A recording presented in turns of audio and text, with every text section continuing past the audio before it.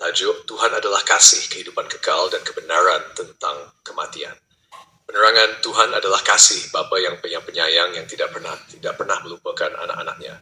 Dia mendengar setiap doa dan ingin memberkati serta menyembuhkan. Namun seringkali manusia menghadapi kemiskinan, penyakit, dan kesusahan kerana mereka telah membuka pintu rohani melalui pilihan yang salah, ketidaktaatan, perjanjian lama, atau kekurangan pertobatan. Apabila seseorang memelihara hukum Tuhan, menghormati perintahnya, dan hidup dalam pertobatan setiap hari, Tuhan menampakkan penyembuhan, pembebasan, dan berkat seperti yang tertulis dalam Keluaran 15:26. Tetapi jika seseorang hidup dalam dosa dengan sedar, mereka menutup pintu untuk Tuhan bertindak, kerana dia menghormati kehendak bebas. Apabila Alkitab berkata bahwa Tuhan mendisiplinkan orang yang dia kasihi, Ibrani 12:6, itu kerana dia ingin membetulkan dan mendekatkan mereka kepadanya.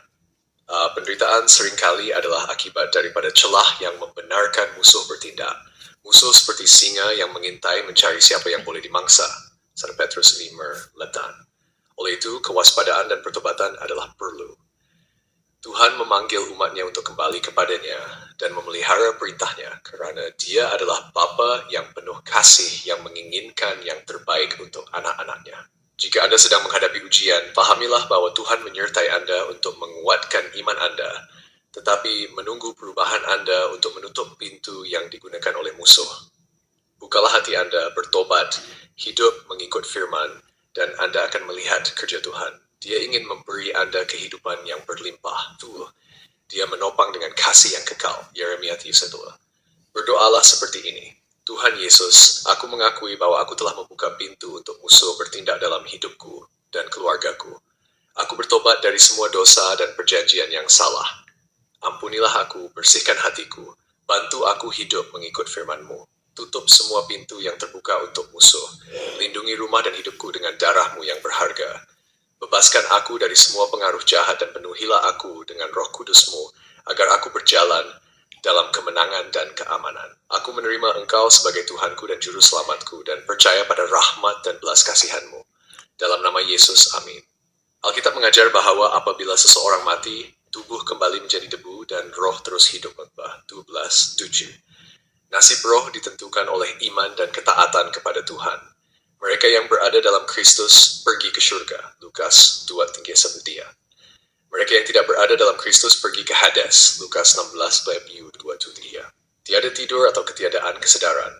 Roh tetap sedar, mempunyai ingatan dan perasaan seperti kisah orang kaya dan Lazarus. Tidak ada perubahan nasib selepas kematian.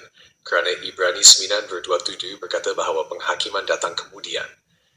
Antara kematian dan kebangkitan, mereka yang diselamatkan berehad di hadapan Tuhan, dan mereka yang binasa menunggu penghakiman dalam seksaan. Lukas 9. Pada kebangkitan, mereka yang diselamatkan akan menerima tubuh yang tidak rosak dan hidup selama-lamanya dengan Tuhan. 1 Korintus 15:52-3, Wahyu 20:4-6. Mereka yang binasa juga akan dibangkitkan untuk penghakiman dan hukuman. Wahyu 20:11-19. Nasib kekal mereka yang diselamatkan adalah bumi baru tanpa kesakitan atau kematian. Wahyu 21:1-4. Mereka yang binasa akan masuk ke dalam lautan api. Matius 25 part 1, Wahyu 20:15. Iblis adalah roh malaikat yang jatuh dan diusir dari syurga. Mereka tidak membiak seperti manusia tetapi tersebar, mempengaruhi orang, merosakkan fikiran dan menyebarkan pembohongan, ideologi dan agama palsu. Matius 12:43-40. Untuk selamat selepas kematian, perlu berada dalam Kristus. Yohanes 16:6. Hidup dalam pertobatan setiap hari. Sabda 9. Mempunyai hati yang bersih. Matius 5:8. Mengelak daripada perbuatan gelap. Efesus 5. Berjaga-jaga. Matius 24:44. Dan setia sehingga akhir. Wahyu 2:10. Jika Anda belum menyerahkan hidup Anda kepada Yesus, berdoalah seperti ini. Tuhan Yesus, aku mengakui bahawa aku seorang pendosa dan memerlukan pengampunan-Mu. Aku percaya bahawa Engkau mati di kayu salib untuk dosa-dosaku dan bangkit untuk memberi aku kehidupan kekal. Aku menerima Engkau sekarang sebagai Tuhanku dan Juru Selamatku. Ampuni dosaku, bersihkan hatiku, dan bantu aku hidup untuk-Mu setiap hari. Terima kasih kerana Engkau menyelamatkan dan menjaga aku sehingga akhir. Amin. Kematian bukanlah pengakhiran tetapi permulaan keabadian. Setiap orang akan dihakimi menurut kehidupannya. Selepas kematian tiada peluang kedua. Masa untuk membuat keputusan adalah hari ini. Kembalilah kepada Yesus, serahkan hidup Anda kepadanya, dan hiduplah setiap hari untuk menyenangkannya. Semoga Tuhan memberkati dan sentiasa melindungi Anda.